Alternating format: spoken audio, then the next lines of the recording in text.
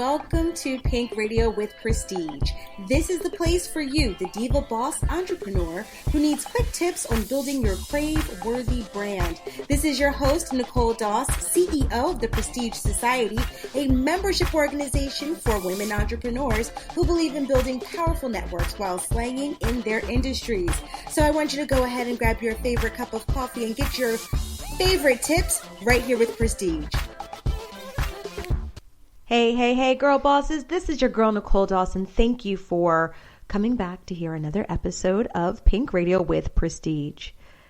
Before we get into today's episode, I want to share a few things with you guys. First thing I want to share is that if you do not follow us on Instagram, please go to Instagram and follow us at the Prestige Society HQ, as in headquarters. So that way you can get all of the live updates of things that are going on with your girl and with the Prestige Society. Also, if you find that this podcast is helpful for you, I'm going to ask you for one big favor, and that is to please give us your rating. Please subscribe to the podcast and also leave comments, because we want to be able to help as many girl bosses as we can. So you doing those really simple things actually helps us in raising visibility on things like Apple Podcasts, Spotify, or wherever you are listening to this podcast. So that way we can help as many girl bosses as we possibly can.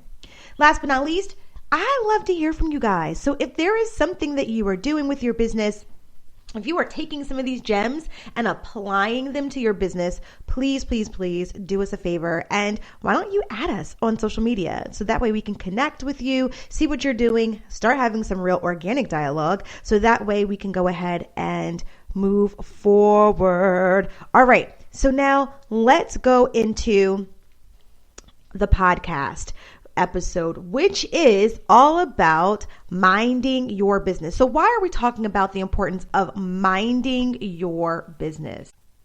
So we're talking about this because last week I am really sad but super excited to share that our Boss Academy cohort graduated. And as part of their graduation, they have to present their business to my executive team. So on the panel, I had my director of operations, Nicole Green. She was on there listening to see how women were streamlining their business based off of the tools and tips and concepts that they learned through the 12 weeks.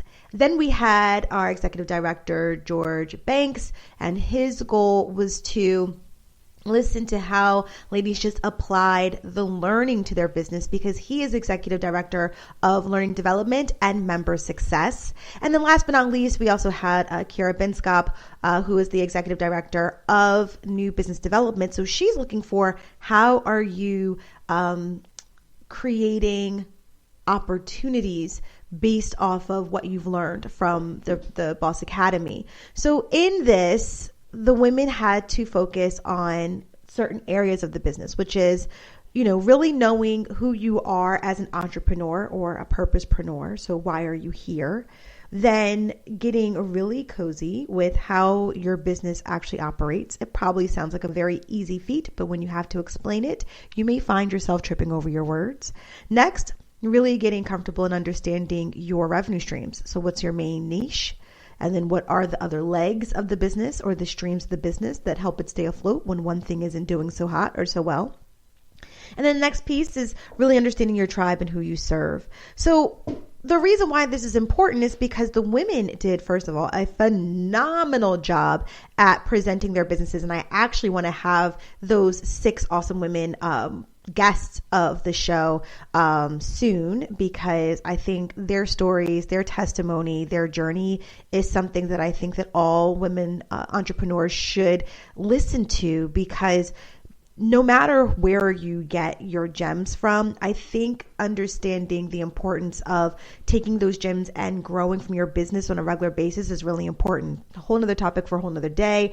I'm doing it now. I'm actually getting certified through the University of California with on SEO, so that way I am not only able to optimize how my site's visibility is, but I can also teach others how to do that. So I'm always trying to put myself in a position of being a student as well as being a teacher. So this is something that I think that hearing their journey is going to be really important, enlightening. But in that, I realized that a lot of women do not know the different parts of their business to this level. So what I want to do is break down the different parts that we ask these women to actually share, and then explain why this is going to be absolutely important for your business. I want to then break down what you should do as far as capturing these things, so that way it will help you build a better narrative when you're building your brand story. It will help you with creating content or copy for things like your website or your social media content. And also it'll help you understand focus areas for your business as well. So without any further delay, let's just go ahead and get right into it. Oh, yes. Minding your business. Here we go. Here's the deal. When you're in a space of minding your business, here are things, the first thing I really want you to think about. Why are you here? Why are you here can be really tied to also who you serve, but we'll start with why are you here? Your story of why is ever important. And what I love about this particular segment that we teach in Boss Academy is that I actually share a very old TED Talk from Simon Sinek, where he talks about the story of why. And this is what I want you to ask yourselves. And I find that those who struggle with answering this question struggle in building their business, period. So when I ask certain women, why do you exist? They don't really know. Even if your why is just because I love doing this to the point where I can't imagine my life without doing this business, that's your why. That's your passion. That's the reason why you're up late at night doing what you do. That's the reason why you have had the business for X amount of years. Why even in moments where you may find that you're struggling, you're actually in a space where you still are working and finding ways to work the business. That is your why. Some people think that the why is not big enough because their why does not involve solving for world hunger or what have you, but that's not why you need a why, right? Your why is just why you exist, why you are here. When I think of my why, I know that I guess I have two whys. My main why is that I believe that women who have extraordinary talents, who decide to take that talent and turn it into a business, should also be extraordinary businesswomen. And that it is imperative for us to build businesses through building connections, building our business acumen, and always being in that seat, that whole, I guess it's like reciprocity though, the seat of being a teacher. So paying it forward, giving back, and then sitting in the seat of being a student and learning and growing. So when you're able to do that in a network, when you're able to do that in a sisterhood, there is this ever type of like system or wheel that's going where you have women who are helping others, who are saying, I want you to be successful. I have the keys, I have the tools, I have the resources here. This is how you're going to be helped. And at the same time, there's opportunities for you to be the recipient of that help and receiving those gems and receiving those resources and receiving that sister saying, hey, I want to help you. And so when you have that reciprocity that's happening, and Lauryn Hill, thank you for putting that into your song. I believe that's an X factor because that helped me build up my vocabulary. But when you are in this space where you have that reciprocity, you are in an area where there's this give and take, and it is with gratitude, it is with humility, it is with purpose. And so for me, that is so important to have women of color, to have a platform where they can get that, where they can get access to mentors. They can get access to information. I think the struggle for us is making sure that the Prestige Society is placed in front of women who need this resource, because unfortunately we are a small business and women don't always know that we are here and that we are able to help. I'm sorry. So, with this quarantine life, that means we are all not just bosses, but we are mom bosses as well. So that means that I have my little one walking in and out of my office. So if you hear extra noise, I do apologize. And so I apologize ahead of time. So now when we talk about my why really is around wanting to build that platform. And I think that this year, my why has had more of a social responsibility to it. It has more of an advocacy to it. That advocacy has encompassed the Close the Gap campaign that we started, and Closing the Gap has really even taken on a mind of its own. I never in a million years thought I would be in a position to provide seed investments from my own efforts and my own business, but and to give and provide seed investments in other women. But we are doing that, and I think that is actually an awesome blessing. So with this advocacy, we really wanted to close the gap in the earning gap that happens between women of color, entrepreneurs versus our non-minority sisters. And so the gap is really despairing or disheartening. And so that's really what we've been turning our focus towards. But that's my why. I feel like I'm the advocate. I want women of color to not be counted out because we're women of color. I want our genius and our creativity to be able to shine through regardless of the color of my skin. Like, if I'm just bomb, if I'm just dope, if I'm just, this is what happens when you're 40 and you're trying to use words that are they just don't feel organic. So let's just go to my normal speak. Okay. So if I'm just awesome in my own right, I don't think me being a Black woman should have a determining factor in my awesomeness. I'm just awesome. That's it. But unfortunately, because being a woman of color comes with so many other factors of why we're not winning, unfortunately, that it's so disheartening. But now it is a factor. Now this has to be why we have to have things like Black Girls Rock. Now we have to have things, or we have to have forums that are specific to women entrepreneurs of color, because of the fact that we only represent 0.02. It used to be 0.01.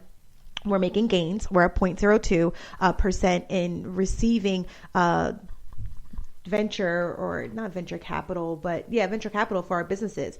I looked at just recently, Fundera did had a little a diagram, and the number of what we get even in funding was disheartening.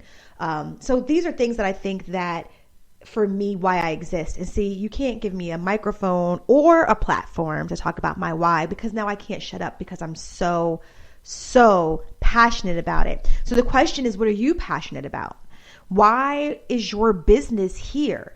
And what you will find, ladies, is that if you are in a space where you're doing this because it seems like a really great hustle, you will not last.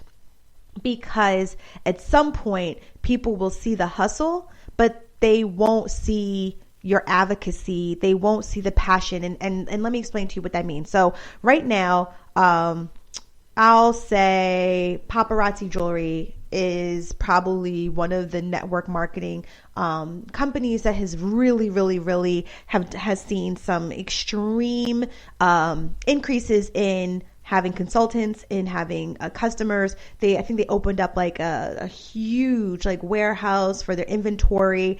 And so here's the deal. Anybody can sell $5 jewelry, right? I got a necklace. You like it. It's $5. Boom. That's not breaking the bank. You'll buy it. That's not rocket science. But if I'm going to move up in status, because if you get X amount of people who work under you, if you sell X amount of dollars, then there's this hierarchy, and people are able to move up, right? So if I do all of that, then what ends up happening is then I have to have something else that I'm talking about than just buy this necklace. I have to have a love for jewelry. I have to have a love for helping people look beautiful. I have to have a love of connecting people to accessories that will help them look like $1,000,000, even if it just cost them $5. Even if they stepped it up and got part of their, I guess it's called the Z collection, for $20. There has to be a passion behind the hustle, because that's going to add to your longevity. And when it only becomes about just you pushing the jewelry, then it's not going to be fun. So I think of this one girl, her name is Taisha Nicole, and she has so much fun with selling her jewelry that, like, my mom went on to one of her lives and was like, that was so fun. That was so good. And I thought that was really cool, because my mom is actually her sorority sister, and I guess she hadn't seen her in that light before. So when she was able to see it, now what did that do? It brought a connection. Now she wanted to be able to buy from her. Now she's like, oh. When she wants jewelry, she knows who she wants to go to, because of the way that she was able to show up. There is an advocacy there. There is this joy. There is this passion in helping women have fun, look beautiful, and not for nothing, loving the fact that she's able to have this business, be at home with her family, and still be able to afford the lifestyle that she has, which is not no chump change lifestyle. So when you think about your why doesn't have to be the reason why you were solving for world hunger. It could be as simple as, I love having fun, having a business that makes women look beautiful, feel beautiful all the time, and not break the bank. It can be that simple. But here's the thing, y'all. You got to take the time to figure out your why. You have to take the time to say, why am I here and why do I exist? Why does the business exist? Because without the why, you are going to be a very thin entrepreneur. What do I mean by thin? Meaning you will not have depth to you. You will not have layers to you. You will not be able to find multiple ways to build your business and build these streams, because the only way that you can build is by pushing the product. And that's it. And at some point you will lose what's called brand loyalty, because people will be like, well, not for nothing. Like, I could get from you, but there's 10,000 versions of you selling this product, selling this thing, selling this service. Let's think about it. How many life coaches do we have out of here? How many real estate agents do we have? How many fitness coaches are there? How many graphic designers are there? How many cupcake divas and cookie bosses are out there? The reality is that all of you are a dime a dozen, including myself. But the reality is that there is something that's very specific to you, your uniqueness, that makes you who you are. That is the identifier that separates you from the rest. But until you take the time to figure out what that identifier is, that unique selling proposition that makes you phenomenal, then guess what? Nobody knows. And then what ends up happening, it doesn't show up in your content. It doesn't show up in the copy on your website. It doesn't show up in the blogs. It doesn't show up in anything that you do, because you just seem like you're following the copy or the pattern of someone else. So knowing your why is absolutely imperative. Number 2, how do you operate? How does someone come into the business? How do you bring someone along? What is their experience from the time that they've signed up with you to the time they work with you to the time they leave out of the door? Knowing how you operate and doing things like standard operating procedures, looking at your workflows, these are things that are important, because not for nothing, everybody out here who starts a business automatically wants to be a luxury brand. You want to be a luxury brand. You want to be able to provide luxury services, and then you want to tie it to luxury prices. But you don't provide a luxury brand. You don't provide a luxury experience. And one of the things that consumers of true luxury brands say is that the experience is sustainable and repeatable, which means that when they come back, there is always this level of experience that they have. So you really need to take the time to figure out what that is. Next, how do you make money? Now, when I asked this question, I didn't think that the question was going to be hard, but I realized that a lot of people don't take the time to think about how they make money. So let me explain to you what I mean by how do you make money. Every brand should look to have at least 7 different ways that they can monetize their business. And so what we do in Boss Academy is we focus on 3. So the first one is going to be the main niche. What are you known for? What is the main thing people say, oh, this is this person and I go to this person for this thing. And whenever they refer you to someone else, it is because you are a mastermind at this thing. So that's your main niche. That should be the breath of life into your business. It should be the vitality of your business. No, it is not the sum of your talents. No, it is not the sum of everything that you can do, but it is the main reason why your business exists, and it is how your business thrives. It is the main vitality of your brand. Okay, boom, we got past that. That's your niche. Your second stream would be then how you kind of branch off from that. Somehow it's related. For instance, our breath of vitality for our organization is our membership, our sisterhood. The membership dues is the breath of vitality for our organization. But I'm an author. I've written 2 books. I've created 3 different planners, daily planners. Those all generate income. But it's not the breath of vitality of the business. So I have an additional stream, but this is the main niche. The other way that I ask women to think about how they make money is how can you automate this for sustainable, repeatable income? Meaning, how can you put in some kind of membership model for this? So these are the things that I want you to think about how you make money. And lastly, I need you to think about who do you serve, because that's going to help you in building your business. That's going to help you in identifying who your tribe is. So with that, ladies, I gotta go. And I know there's some gents who listen, so I want to be mindful of that as well. I have to go. I have meetings galore. I did not want to go another day without giving you guys some gems. Check us out on Instagram, please. Make sure you subscribe. Please rate us. We love to hear from you. Comment below. Give us your insight. We want to hear from you. But remember, when you're minding your business, you need to understand your why, how you operate, how you make money, and who you serve. So with that, guys, have an awesome, wonderful, and most of all, blessed day. Bye.